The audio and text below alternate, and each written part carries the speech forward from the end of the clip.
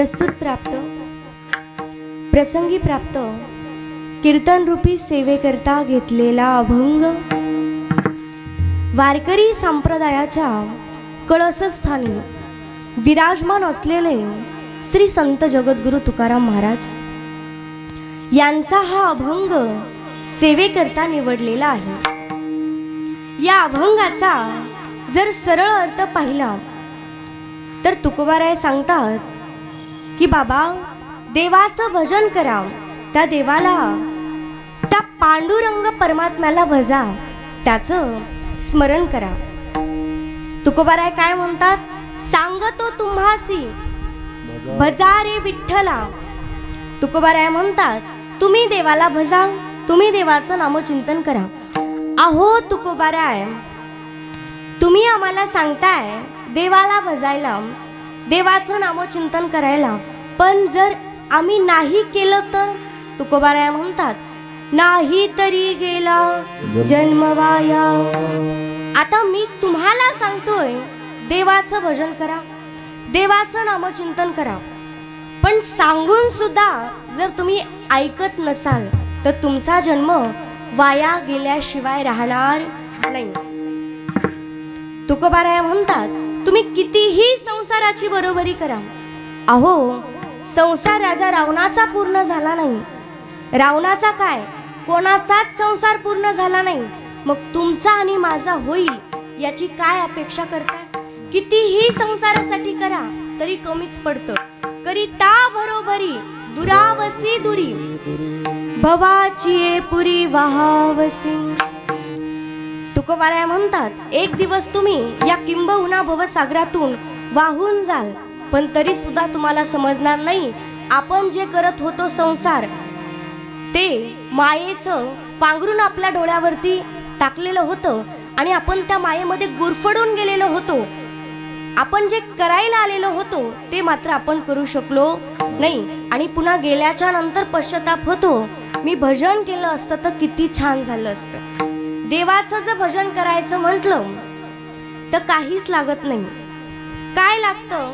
तुकोबाराय म्हणतात काहीच लागत नाही, काही न लगे एक भावाची कारण। तुकोबाराय तुम्ही आता एवढं आम्हाला सांगितलं, तुम्ही म्हणताय देवाचं भजन करा, संसाराची बरोबरी करू शकत नाही, देवाचं भजन करायला काही लागत नाही। अहो तुकोबाराय तुम्ही खात्रीने सांगू शकता का, तुमच्याकडे काय प्रूफ आहे? तुम्ही कसं काय हे सांगू शकता? तुकोबाराय म्हणतात तुका म्हणे आन विठोबाची। आता याच्यापेक्षा कुठला तुम्हाला प्रूफ हवाय? कारण मी त्या अखिल कोटी ब्रह्मांड मालकाची शपथ घेऊन सांगतो, देवाचं नाम मुखामध्ये घेण्याकरता काहीच लागत नाही, लागतो तो फक्त अंतकरणामध्ये भाव। कारण करिता बरोबरी दुरावसी दुरी, भवाची पुरी वाहावसी। एके दिवशी आपण या संसारामधून निघून जाऊ, पुन्हा आपल्याला समजेल आपण देवाचं भजन केलं असतं तर किती छान झालं असतं, पण तेव्हा वेळ निघून गेलेली असते। असा अभंगाचा सरळ भावार्थ तुमच्या पुढे मांडला। अभंगाचा अर्थ हाच असेल असा माझा आग्रह नाहीये, कारण जसे पक्षी आपापल्या क्षमतेनुसार आकाशामध्ये भरारी घेतात तसे मी माझ्या बुद्धीच्या क्षमतेनुसार अभंगाचा अर्थ सांगण्याचा प्रयत्न केला। विठ्ठल विठ्ठल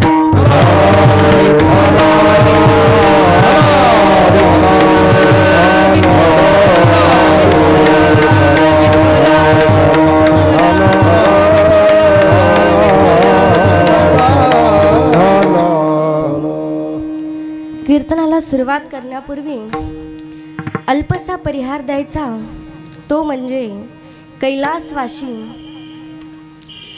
वामनराव लक्ष्मणराव टेहरे यांच्या गोड जेवणाचा हा कार्यक्रम आहे, गंगा पूजनाचा, व त्यानिमित्ताने हा कीर्तनाचा सुंदर असा कार्यक्रम आयोजित केलेला आहे। मी सुद्धा परमात्म्याच्या चरणी हीच प्रार्थना करते, देवा आमच्या दादांची पुढची वाटचाल चांगली होऊ दे। विठ्ठल विठ्ठल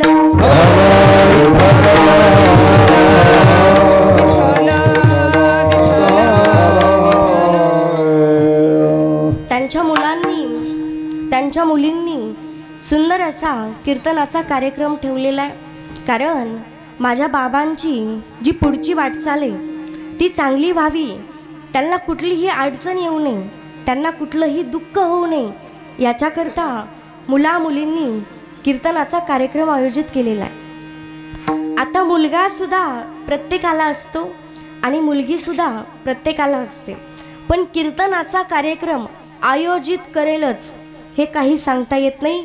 पण यांनी कीर्तनाचा कार्यक्रम आयोजित केलेला आहे, या परिवाराकरता एकदा जोरदार टाळ्या वाजवा.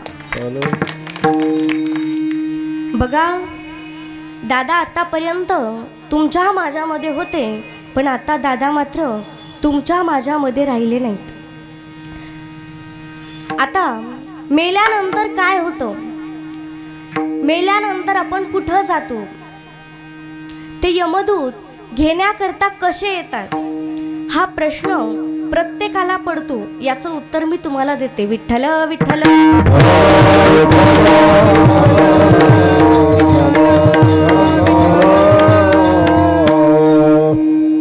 बघा आपला ज्यावेळेस मृत्यू होणार असतो त्यावेळेस यमदूत आपल्याला घेण्याकरता येतात, पण यमदूत घेण्याकरता येतात पण काळ वेळ आणि स्थळ एकत्रित येणं गरजेचं आहे. कारण कधी कधी काळ असतो पण वेळ नसतो, कधी कधी वेळ असतो स्थळ असतं पण काळ आलेला नसतो, म्हणजे अशी बऱ्याच वेळेस अडचण येते.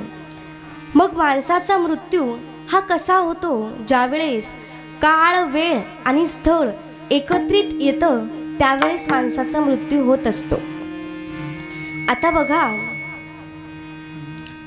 आपला मृत्यू होतो, पण मृत्यू होताना काही काही लोकांचा जीवच जात नाही. मग आपण काय करतो, आपल्याला वाटतं कदाचित या ठिकाणी याची वेळ असेल काळ असेल पण स्थळ नसेल, म्हणून आपण काय करतो त्या आजारी माणसाला तिथलं उठवतो आणि दुसऱ्या जाग्यावरती नेऊन बसवतो. तो सुद्धा बिचारा तडफडत असतो, कारण वेळ असतो काळ असतो पण स्थळ नसतं. बऱ्याच वेळेस असं होतं. आता तुम्ही म्हणाल ताई कसं, तर मी तुम्हाला मेल्याच्या नंतर जे गरुड पुराण लावल्या जातं त्या गरुडाच्या आईचं उदाहरण देते. विठ्ठल विठ्ठल.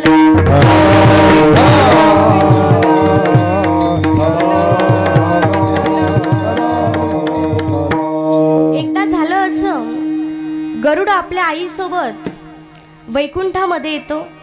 वैकुंठामध्ये आल्याच्या नंतर परमात्म्याचं गरुडाच्या आईने आणि गरुडाने दर्शन घेतलं. माता विनीती आणि गरुडजी महाराज वैकुंठामधून बाहेर पडत होते. तेवढ्यामध्ये विनीती मातेने पाहिलं कुठलं तरी काळं कुठं माणूस आहे, ते माझ्याकडं बघतंय आणि बघून हसतंय. विनीती मातेला काही राहावेच ना. विनीती माता विचार करायला लागला की बाई त्या माणसाने माझ्याकडे का पाहिलं असेल, कदाचित हा काळ तर नसेल, यमदूत तर नसतील. म्हणून माता आल्या, गरुडाला विचारलं. गरुडाशी बोलू लागल्या, म्हणे का रे गरुडा, आपण परमात्म्याच्या दर्शनाकरता गेलो, दर्शन घेतलं, पण ज्या वेळेस आपण येऊ लागलो त्यावेळेस येत असताना एक काळं कुट्ट माणूस होतं, त्याने माझ्याकडे पाहिलं आणि पाहून तो हसू लागला. गरुडा कोण असेल मला सांगशील का? गरुडजी महाराजाला समजलं दुसरं तिसरं कुणी नाही तर हा कोण आहे, काळ आहे, आणि तो काळ माझ्याच आईला घेण्याकरता आलेला आहे. गरुडजी महाराजांनी कुठलाही विचार न करता परमात्म्याजवळ आले. परमात्म्याजवळ येऊन म्हणायला लागले, देवा काय करू, माझ्या आईला घेण्याकरता तो काळ आलेला आहे, काय करू देवा, तुम्हीच यातून मार्ग काढा. देवा मी तुमची सेवा करतो, मी वाहन आहे, देवा काहीतरी मार्ग काढा. परमात्म्याने सांगितलं, गरुडा काही नाही, एकच काम करायचं, वैकुंठ सोडून तू दुसरीकडं कुठंच जायचं नाही, तू आणि तुझी आई इथेच थांबा, दुसरीकडं जाऊ नका. गरुडाने असा विचार केला, आपण जर इथं थांबलो तर काळ सुद्धा इथंच आहे आणि परमात्मा तर म्हणतायत इथंच थांब, तुझ्या आईला घेऊन कुठंही जाऊ नको. म्हणजे देवाला थोडीही माझ्यावरती दया येत नाही.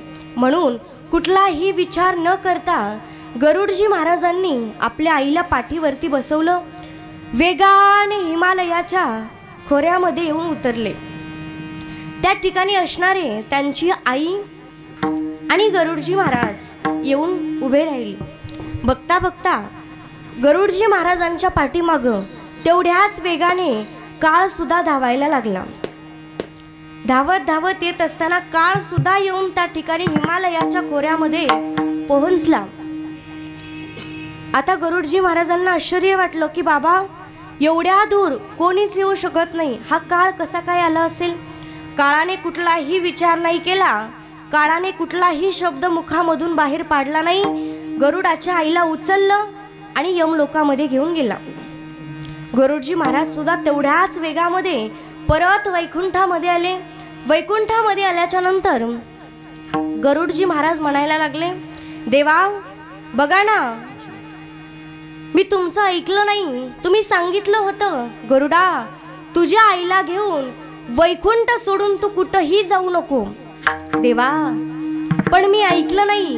मी माझ्या आईला पाठीवरती घेतलं आणि मला वाटलं हा काळ इथं आहे, कदाचित हिमालयाच्या खोऱ्यामध्ये नसेल, म्हणून खूप दूरपर्यंत मी माझ्या आईला घेऊन गेलो, पण काहीच उपयोग झाला नाही. तो काळ त्या ठिकाणी आला. परमात्मा हसले आणि परमात्मा म्हटले, अरे गरुडा ऐक, गोड उत्तर आहे, सगळ्यांनी लक्ष देऊन ऐका. परमात्म्याने सांगितलं, ऐक, तुझ्या आईचा काळ इथं होता, वेळ सुद्धा होती, पण स्थळ मात्र हिमालयाच्या खोऱ्यामध्ये होतं. गरुडा तुला समजलं नाही, मी का म्हटलं होतं वैकुंठामध्ये थांब, वैकुंठ सोडून जाऊ नको, कारण या ठिकाणी काळ तुला काहीच करू शकत नव्हता, कारण स्थळ नव्हतं. म्हणून माणसाचा मृत्यू जरी व्हायचं म्हटलं तरी काळ वेळ मरणाच्या ठाया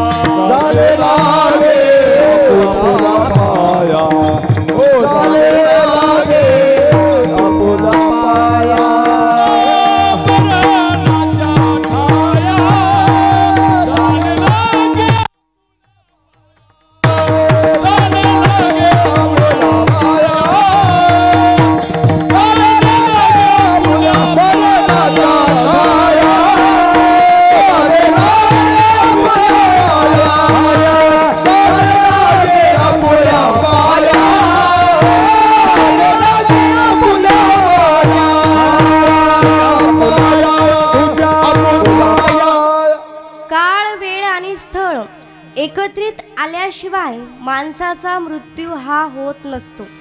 बऱ्याच वेळेस असं होतं, त्या माणसाचा घरी मृत्यू होत नाही, तो माणूस तडफडायलेला असतो. मग आपण काय करतो, दवाखान्यामध्ये घेऊन जातो. पण होतं असं, जेव्हा दवाखान्यामधून घरी येतो तो, तेव्हा अर्ध्याच वाटेमध्ये त्याचा मृत्यू होतो, कारण काळ वेळ हजेर असतो, मात्र स्थळ नसतं. मग स्थळ कुठं असतं, दवाखान्यामधून येत असताना अर्ध्या वाटेमध्ये त्याचं स्थळ असतं, म्हणून त्यावेळेस त्याचा मृत्यू होत असतो. मरण सुद्धा सहजासहजी येत नाही, काळाला यावं लागतं, स्थळ असावं लागतं, आणि जी वेळ सटवीनं 5व्या दिवशी लिहिलेली आहे ती वेळ सुद्धा आलेली पाहिजे, तेव्हा माणसाचा मृत्यू होतो. कारण देह हे काळाचे, धन कुबेराचे, येथे मनुष्याचे काय आहे, इथं तुमचं आणि माझं काहीच नाही. विठ्ठल विठ्ठल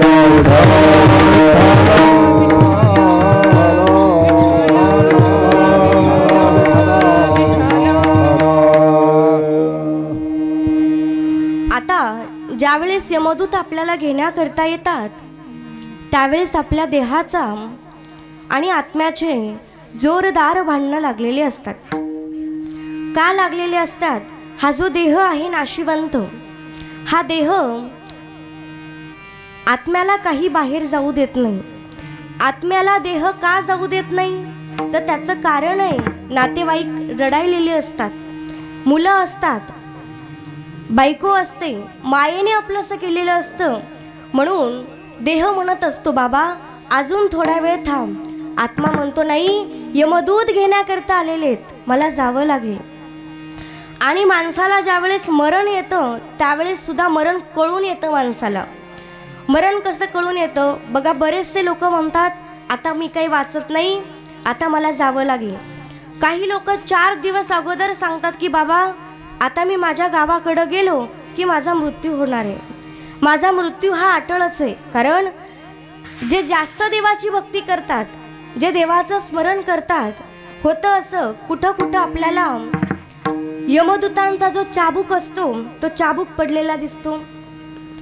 मग कधी कधी होतं असं, डोळे उघडले की पुढं पाहिलं की आपल्याला आपला काळ दिसतो. म्हणून आपण जे आपल्या जवळ बसलेले असतात त्यांना काय म्हणतो, आता माझी काही जगण्याची गॅरंटी नाही, आता मी लवकरच जाणार आहे.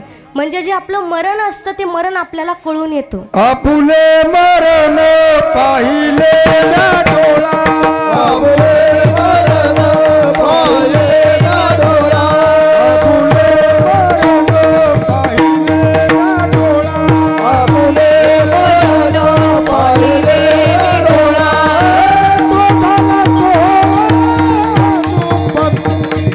गोदाला तो अनुपमे, गोदाला तो अनुपमे, गोदाला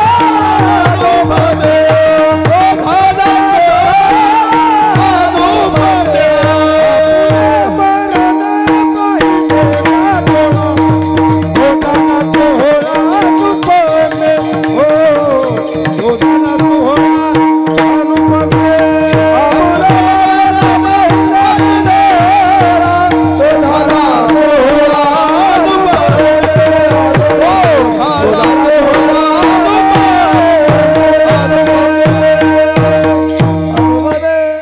आपलं मरण हे आपल्याला कळून येतं. कारण कुठंतरी यम दिसतो आपल्याला, काहीतरी काळं काळं माणूस दिसतं आणि अचानकच गायब होतं. आपल्याला वाटतं जाऊ द्या, भास झाला असेल कदाचित. मग आपणच स्वतः म्हणतो की आता माझी जगण्याची काही गॅरंटी नाही. म्हणजे जे आपलं मरण असतं ते आपल्याला कळून येतं. मग देहाचे आणि आत्म्याचे जोरदार युद्ध चालू होतं. कारण देहाने मायेला आपलंसं केलेलं असतं, पण आत्म्याला मात्र या नाशिवंत देहामध्ये थांबायची अजिबात इच्छा नसते. मग जो आपला आत्मा असतो तो देहाच्या बाहेर प्रवेश करतो. देहाच्या बाहेर प्रवेश केल्याच्या नंतर आत्मा एक वेळेला सगळीकडं पाहतो.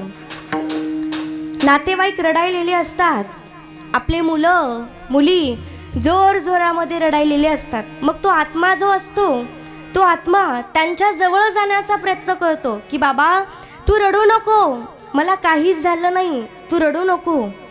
पण तरी सुद्धा त्याचा आवाज त्या माणसांजवळ जाऊ शकत नाही. का जाऊ शकत नाही तर त्याचं कारण आहे, जो आत्मा आहे त्या आत्माने देहाच्या बाहेर प्रवेश केलेला असतो. त्याच्यामुळं आत्म्याचा आवाज माणसाला जाऊ शकत नाही. मग हा नातेवाईकांच्या जवळच जायलेला असतो, पण यमदूत मात्र त्याला तसंच ओढत ओढत ओढत ओढत यम लोकामध्ये घेऊन जातात. यम लोकामध्ये घेऊन गेल्याच्या नंतर त्याने आयुष्यभर जेवढं पाप जेवढं पुण्य केलेले, त्याने आयुष्यभर जेवढं चांगलं वाईट कर्म केलेले ते फक्त 24 तासामध्ये सांगितलं जातो. 12 तासामध्ये त्याचं चांगलं कर्म आणि 12 तासामध्ये त्याचं वाईट कर्म, असे 24 तास त्याचं कर्म सांगितलं जातं. त्याचं पाप पुण्याची लिस्ट केल्या जाते आणि परत त्याला यमदूत ज्या ठिकाणाहून त्याचा मृत्यू झालेला आहे त्याच ठिकाणावरती यमदूत त्या आत्म्याला आणून सोडतात. मग तो आत्मा 13 दिवस इकडं तिकडं तिकडं इकडं भटकत असतो. बरेचसे नातेवाईक भेटायला येतात, बायका पोरं रडतात. मग तो आत्मा बायकोच्या जवळ जाण्याचा प्रयत्न करतो. अगं रडू नको, मला काहीच झालं नाही, हे बघ मी तुमच्या जवळच आहे, पण माझा आवाज तुला येऊ शकत नाही. बऱ्याच वेळी तो आत्मा बोलायचा प्रयत्न करतो, पण त्याचा आवाज त्या माणसांपर्यंत जाऊ शकत नाही. मग 13 दिवस तो आत्मा इकडून इकडं भटकायलेला असतो. मग 13 दिवस पूर्ण झाले की आपण ब्राह्मणाला बोलून विधी वगैरे करतो आणि मग काहीतरी त्याचं गोड व्हावं म्हणून गोड जेवणाचा कार्यक्रम सुद्धा आपण ठेवत असतो. आणि या ठिकाणी सुद्धा सुंदर असा गोड जेवणाचा कार्यक्रम ठेवलेला आहे की बाबा यांचा शेवट तरी गोड व्हावा. शेवट तो होतो दुनियाने गोड, शेवट तो होतो दुनियाने गोड, शेवट तो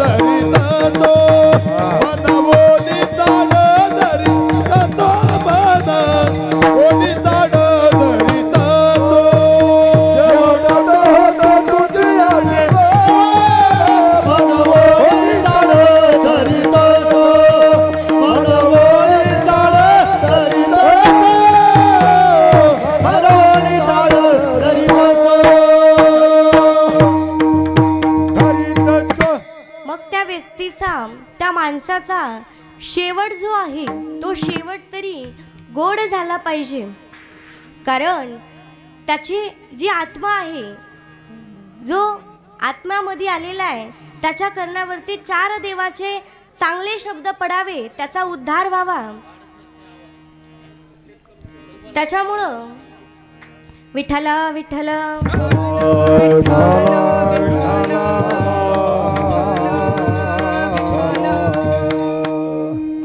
मग अशा प्रकारे त्या आत्म्याची वाटचाल होते. मग आपण प्रत्येक महिन्याला मासिक हे जेव घातलंच पाहिजे. आपण मासिक जेव घालतो की बाबा आपण जो वारलेला माणूस आहे, ज्याचा मृत्यू झालेला आहे, त्याच्या नावाने आपण कोणाला तरी खायला देतो. त्याला जे आवडायचं तो प्रत्येक पदार्थ आपण वर्षभर करण्याचा प्रयत्न करत असतो. का तर त्याने जर खाल्लं तर त्याच्या पोटामध्ये जातं, म्हणजे त्याला अजून शक्ती येते पुढची वाटचाल करण्याकरता. एवढी वाटचाल वाईट असते. पण आपण जर मासिकच नाही जीव घातलं तर तो व्यक्ती, तो आत्मा त्याच ठिकाणी थांबतो, तो पुढे जाऊ शकत नाही. कारण खूप घाण घाण अशा नद्या असतात, रक्ताची नदी असते, विचित्र विचित्र अशा नद्या असतात. तेवढ्या नद्या आपल्याला पार कराव्या लागतात आणि महिना झालं की त्या ठिकाणी जाऊन आपण थांबतो. मग जर जेवूच नाही घातलं तर तो पुढची वाटचाल आत्मा करूच शकत नाही. मग त्याच्या नावाने आपण कोणाला तरी दिलं पाहिजे, त्याच्या नावाने आपण अन्नदान केलं पाहिजे, जेणेकरून तेवढ्या नद्या ज्या आहेत ती ओलांडण्याची ताकद त्याला भेटेल. तेवढ्या नद्या ओलांडून तो पलीकडे जाऊ शकल. याच्याकरता आपण मासिक हे जेव घातलंच पाहिजे. विठ्ठल विठ्ठल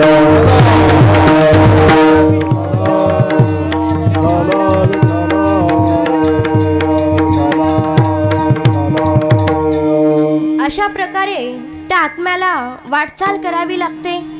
मग त्या आत्म्याने जर खूप वाईट कर्म केलेलं असेल, एखादी वेळेस जर कोणी दारासमोर भिक्षुक आला असेल आणि त्या भिक्षुकाला जर किडके गहू दिलेले असतील तर त्याला सुद्धा तेच किडके गहू खावे लागतात. त्याने जर कोणाला काही वाईट दिलं असेल तर त्याला सुद्धा वाईटच खावं लागतं. कोणासोबत जर त्याने काही वाईट केलं असेल तर यमदूत सुद्धा त्याच्यासोबत वाईटच करतात. म्हणजे जसं आपण करू तसं आपल्याला वर गेल्याच्या नंतर भोगतो न घडे संचिता वाचोने केले कर्म झाले तेची भोगाले केले कर्म झाले तेची भोगाले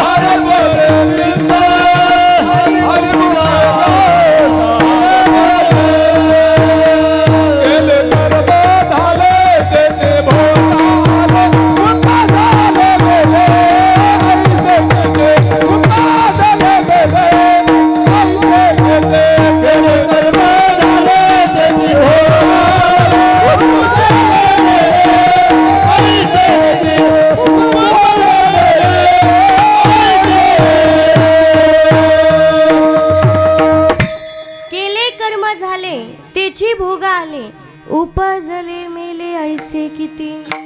जसं आपण कर्म करू तसं आपल्याला भोगावं लागतं. विठ्ठल विठ्ठल.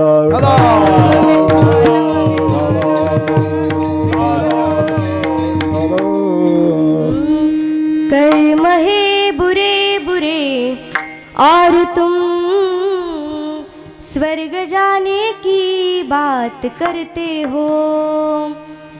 कर्म है बुरे बुरे और तुम स्वर्ग जाने की बात करते हो.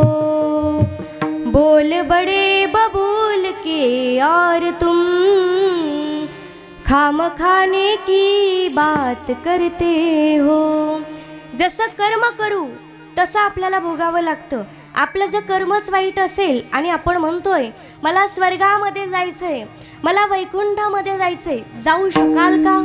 अजिबात नाही. जर कर्मच वाईट असेल नामा म्हणे केले तैसे ते भोगा. नामा म्हणे केले तैसे ते भोगा. नामा म्हणे केले तैसे ते भोगा.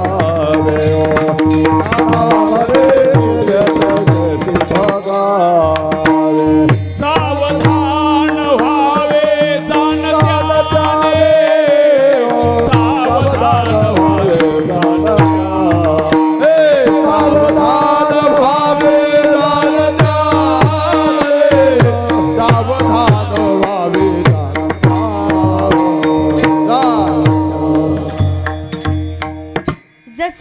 कर्म करू तसं आपल्याला भोगावं लागतं. अगा कर्मी जे उरावे ते सुख दुःखी पळावे तया ते भोगावयावे. देहा एका. माऊली म्हणतात जसं कर्म कराल तसं कर्म आपल्याला भोगावं लागतं. त्याच्यामुळं कर्म करत असताना व्यवस्थित केलं पाहिजे. आमच्या दादांनी अतिशय चांगलं कर्म केलेले, कारण दादांनी कधीच कोणालाच दुखवलं नाही. दादांच्या मुखामध्ये सतत त्या पांडुरंग परमात्म्याचं नाव असायचं. अहो, कधीच दादा म्हटले नाहीत हे गरीब आहेत ते श्रीमंत आहेत, असा भेदभाव सुद्धा दादांनी कधीच केला नाही. ज्याने हाक दिली त्याच्या मदतीला दादा धावून गेले. अतिशय प्रेमळ असा हा व्यक्ती होता, पण आज तो तुमच्या आणि माझ्यामध्ये राहिला नाही. अतिशय प्रेमळ असे आमचे दादा होते. रोज सकाळी दादांनी उठावं आणि रोज सकाळी उठून दादांनी 4 वाजताच फुलं तोडावे आणि गल्लीमध्ये सगळ्यांना फुलं वाटीत फिरावे. धरा, तुमची देवपूजा झाली का, घ्या मग तुम्हाला फुलं. आता जर संपले असतील तर तुम्ही झाडाचे तोडा आणि तुमच्या देवाला घेऊन जा. असे अत्यंत प्रेमळ स्वभावाचे आमचे दादा होते. बघा, दादा नाही आहेत तर आज झाडं सुद्धा सुकलेली दिसत आहेत.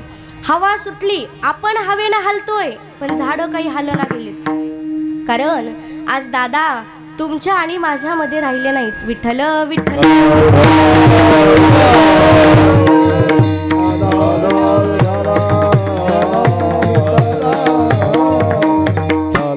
अतिशय प्रेमळ आमचे दादा होते, पण आमचे दादा आज आमच्यामध्ये राहिले नाहीत.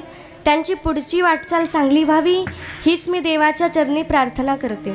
जसं आपण कर्म करू तसं आपल्याला भोगावं लागतं. जे पित्र आहेत ते पित्रसुद्धा आपण मेलेल्या माणसाच्या नावाने जेव घातलेच पाहिजेत. अहो, जे अंतःकरणामध्ये भाव असेल तर या मनुष्यांना पित्राच्या नावाने जेव घालायची गरज नाही. स्वतः पित्र आपल्या घरी जेवायला येतात, पण तेवढा भाव असला पाहिजे.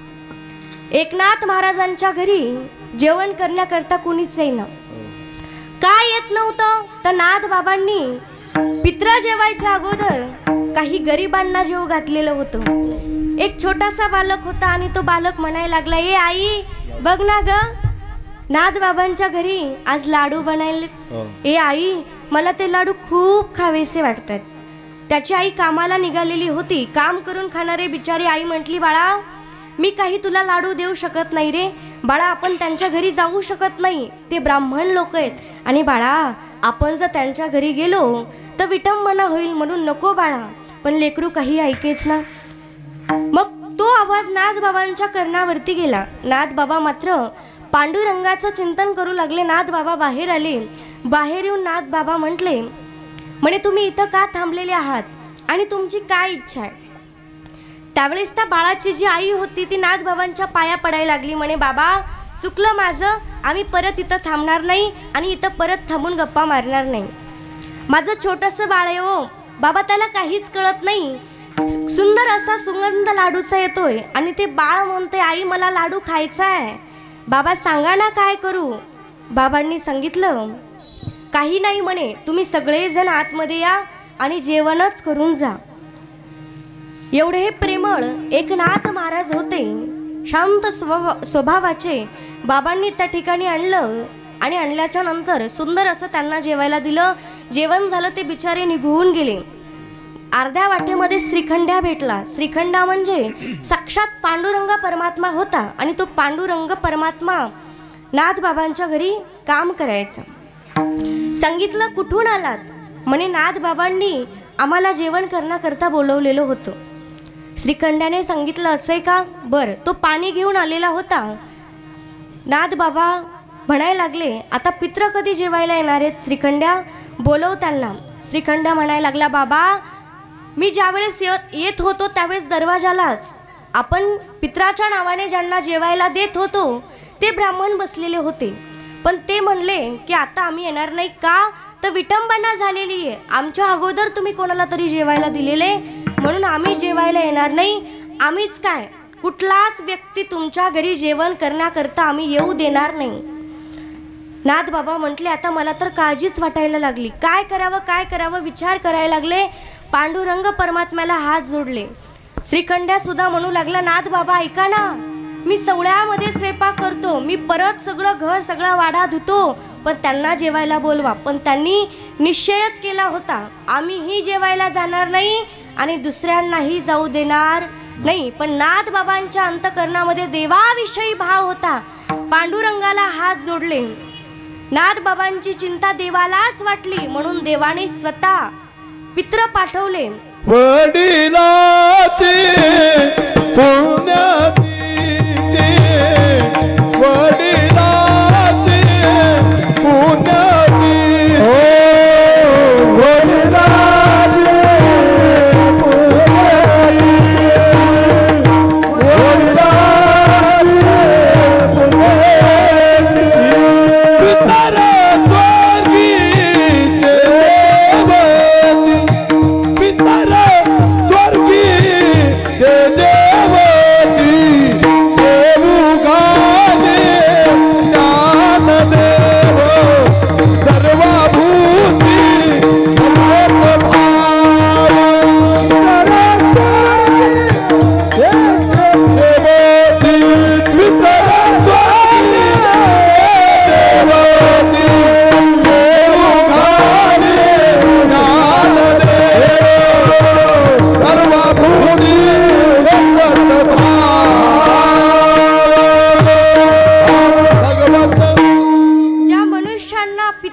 रूपामध्ये जीव घालायचं होतं, त्या मनुष्यांनी आतमध्ये डोकावून पाहिलं तर आश्चर्य. एक म्हणतो हा माझा आजा आहे, दुसरा म्हणतो अरे हा माझा पंजा आहे, अरे हा माझा बाप आहे. सगळ्या जणांना आश्चर्य वाटायला लागलं. म्हणजे सांगायचं काय होतं, पितरांना जीव घालायचं, पण जर खऱ्या अंतकरणामध्ये भाव असेल तर जे गेलेले पित्र आहेत ना ते सुद्धा जेवायला येतात. पण अंतकरणामध्ये भाव असणं गरजेचं आहे. आता तुकोबाराय सुद्धा तेच सांगतात अभंगाच्या प्रथम चरणात.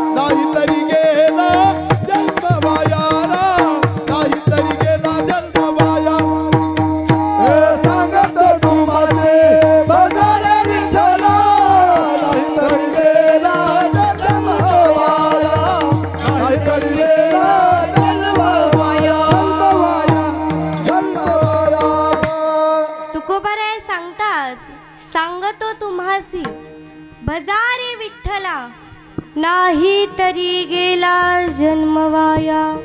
तुकोबाराय सांगतात, देवाचं भजन करा, देवाचं नामचिंतन करा. कारण कितीही संसाराची बरोबरी केली तरी संसार हा कोणाचाच पूर्ण झाला नाही. अभंगाच्या दुसऱ्या चरणात करिता भरवारी दुरावसे दुरे करिता भरवारी दुरावसे करिता भरोभारी दुरावसे दुरे करिता भरवारी दुरावसे करिता भरवारी दुरावसे करिता भरवारी दुरावसे करिता भरवारी दुरावसे करिता भरवारी दुरावसे हे भवाची हे पारे वाहवती आ भवाची हे पारे वाहवती करिता भरवारी दुरावसे करिता भरवारी दुरावसे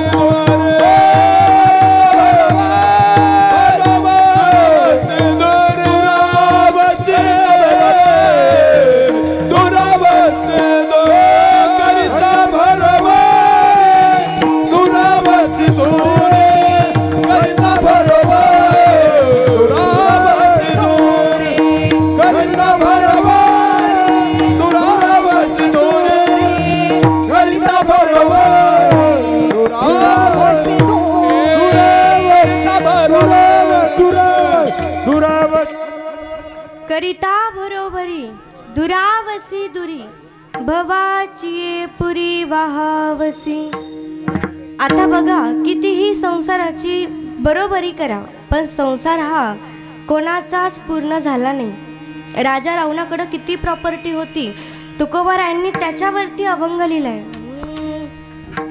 लंके माझी घरे किती ते ऐका सांगतसे संख्या जैसी तैसी. 5 लक्ष घरे पाषाणाची जेथे 7 लक्ष तेथे वीट बंदी. कोटी घरे जेथे काशानी तांब्याची शुद्ध कांचनाची 7 कोटी. तुका म्हणे ज्याची संपदा वाडी ज्याची संपदा वाडी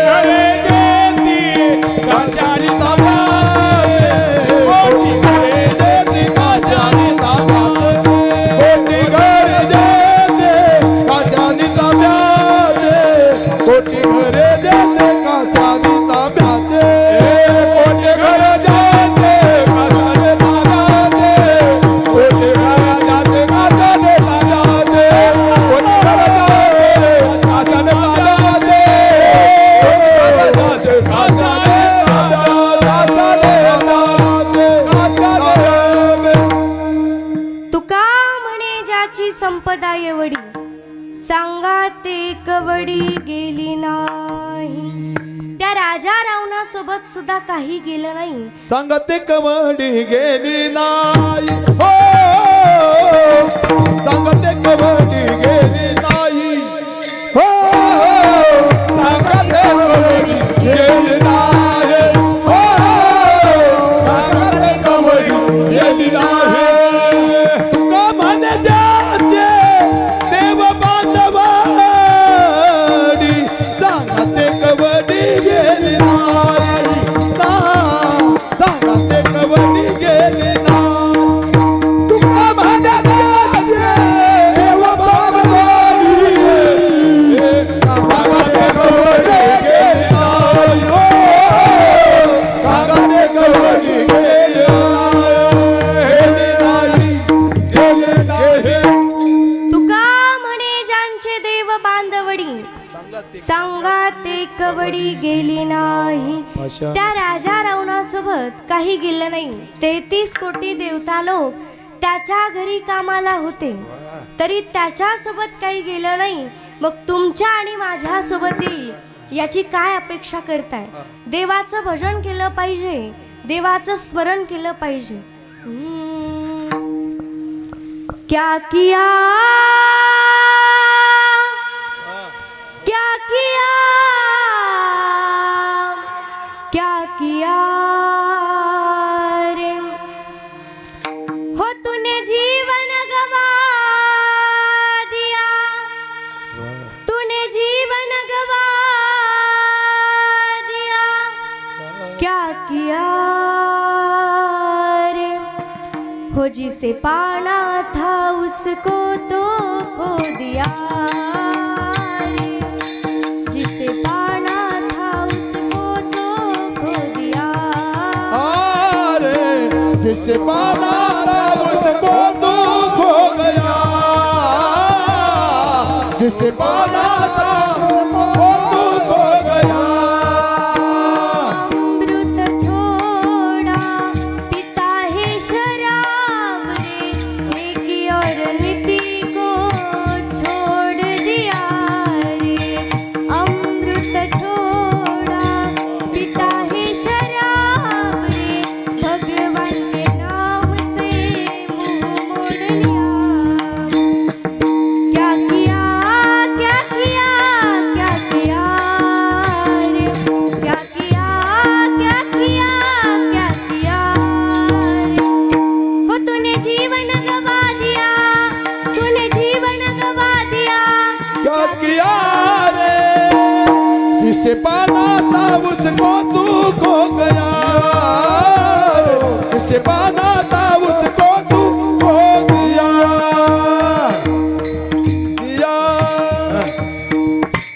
काय केलं? ज्या भगवान परमात्म्याला प्राप्त करायचं होतं त्या देवालाच आपण विसरून गेलो. का? तर या संसारासाठी तुकोबाराय म्हणतात, कितीही संसाराची बरोबरी करा, संसार हा कोणाचाच पूर्ण झालेला नाहीये. मग तुमचा आणि माझा होईल याची काय अपेक्षा करताय? कारण पैसे के खातिर करता मिलावट, नेकी और नीति को छोड़ दिया रे. मग आयुष्यामध्ये येऊन नरदेह प्राप्त होऊन तुम्ही काय केलं? जर देवाचं नामच मुखामध्ये घेतलं नसेल तर. म्हणून महाराज म्हणतात, क्या किया क्या किया क्या किया रे. क्या किया क्या किया क्या किया रे. तूने जीवन गवा दिया. क्या किया रे जिसे पाना था उसको तो खो दिया रे. जिसे पाना था उसको तो खो दिया. ज्या अखिल कोटी ब्रह्मांड मालकाला मिळवायचं होतं त्या देवाला आपण या संसाराच्या पायी विसरून गेलो. त्या देवाचं भजन करणं आपण विसरून गेलो. कारण या संसारामध्ये गुंतून गेलो. किती गोड त्या परमात्म्याचं नाव आहे. अमृताहुनी गोड नाम तुझे देवा, जीवे तीन गोड अक्षरांचा रस, अमृत जयास. एवढं गोड त्या परमात्म्याचं नाम आहे. देव नाही अशी जागाच नाही. सर्वा घटी राम देहा देवी. विठ्ठल जळी जळी भरला, रित ठाव नाही उरला. विठ्ठल जळी जळी भरला, रित ठाव नाही उरला. आजच्या दृष्टीने पाहिला, विठ्ठल ते विठ्ठल, विठ्ठल ते विठ्ठल. विठ्ठल म्हणता हरला बाबा, बदर्याले पुण्य बाबा. विठ्ठल म्हणता हरला बाबा, बदर्याले पुण्य बाबा. आजच्या दृष्टीने पाहिला, विठ्ठल ते विठ्ठल, विठ्ठल ते विठ्ठल. विठ्ठल म्हणता हरला बाबा, बदर्याले पुण्य बाबा. म्हणता हरला बाबा, बदर्याले पुण्य बाबा. हो विठ्ठल जळी स्थळी भरला, रिचा ठाव नाही उरला. आज म्या दृष्टीने देखिला किंवा पाहिला, विठ्ठलची विठ्ठल. तो परमात्मा प्रत्येक ठिकाणी आहे. त्याचं नाम आपण मुखावाटा घेतलं पाहिजे. कारण नामासी नाही स्नान बंधन, नामासी नाही विधी विधान. अशनी शयनी जाण, नाम परम पावन वेधार्थे. म्हणून त्या परमात्माचं नाम आपण मुखावाट घेतलं. पांडुरंग ध्यानी पांडुरंग मध्ये, पांडुरंग ध्यानी पांडुरंग मध्ये. पांडुरंग ध्यान पांडुरंग मध्ये, पांडुरंग ध्यान पांडुरंग मध्ये. पांडुरंग ध्यानी पांडुरंग मध्ये, पांडुरंग ध्यानी पांडुरंग मध्ये. पांडुरंग ध्यान पांडुरंग मध्ये, पांडुरंग ध्यान पांडुरंग मध्ये. जागृती स्वप्ने पांडुरंग पांडुरंग. जागृती स्वप्ने पांडुरंग पांडुरंग. पांडुरंग ध्यानी पांडुरंग मध्ये, पांडुरंग ध्यानी पांडुरंग मध्ये. पांडुरंग ध्यानी पांडुरंग मध्ये, पांडुरंग ध्यानी पांडुरंग मध्ये. पांडुरंग ध्यान पांडुरंग मध्ये, पांडुरंग ध्यान पांडुरंग मध्ये. पांडुरंग ध्यान पांडुरंग मध्ये, पांडुरंग ध्यान पांडुरंग मध्ये. पांडुरंग मध्ये, पांडुरंग मध्ये. देवाचं नाम मुखामध्ये घेतलं पाहिजे. ध्यानी म्हणी तो पांडुरंग असला पाहिजे. कारण नामांचं कीर्तन साधन पैसोपे, जळतील पापे जन्मांतरीचे. सगळ्यात सोपं, सगळ्यांना पाठ असलेलं प्रमाण. म्हणून देवाचं भजन केलं पाहिजे, देवाचं नामचिंतन केलं पाहिजे. एकदा सगळ्यांनी हात वर करा आणि माझ्या पाठीमागं देवाचं भजन म्हणायचं. ओम नमः शिवाय, हरि ओम नमः शिवाय. मोठ्यानं म्हणा.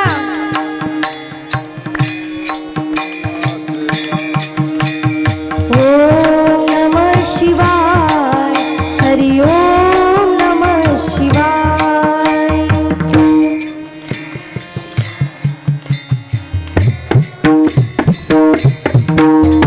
ओम नमः शिवाय, हरि ओम नमः शिवाय.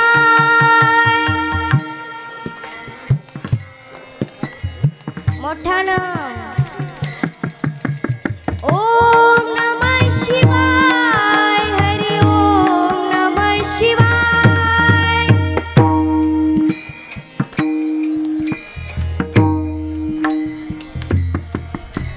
ओम नमः शिवाय, हरि ओम नमः शिवाय. हरि ओम नमः शिवाय. ओम नमः शिवाय.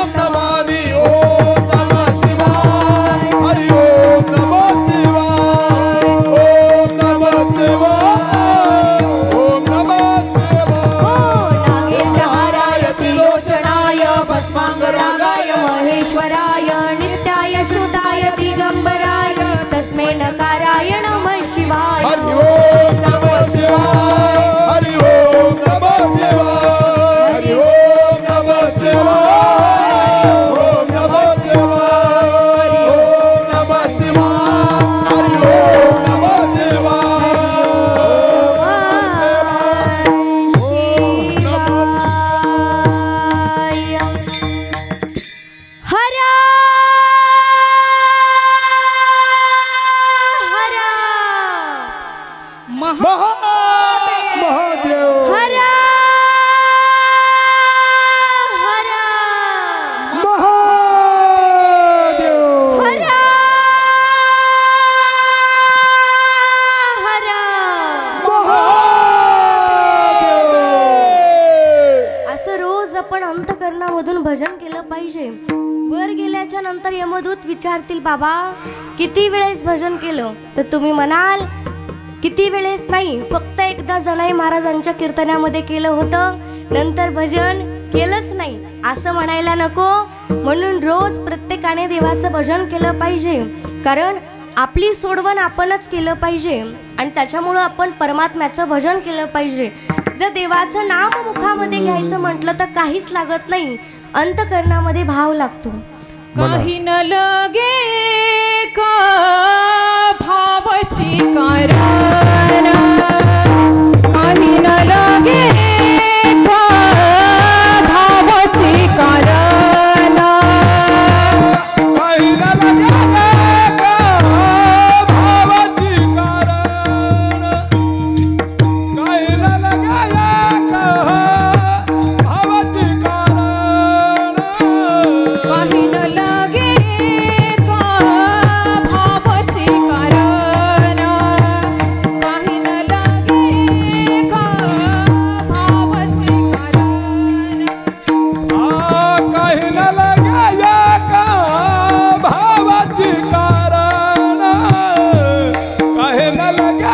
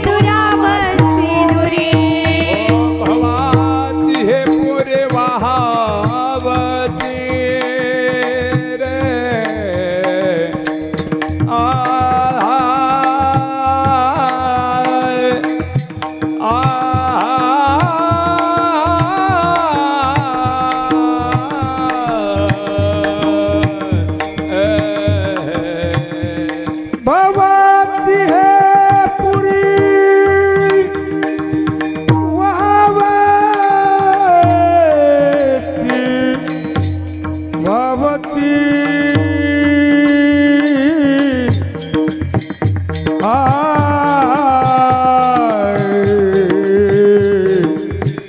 भवाती हे पुरी वावती भवाती हे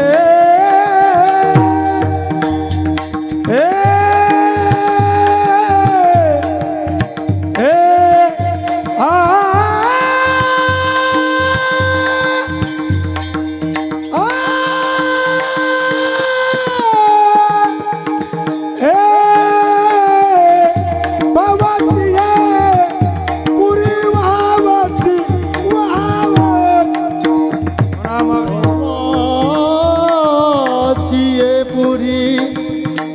वहावसी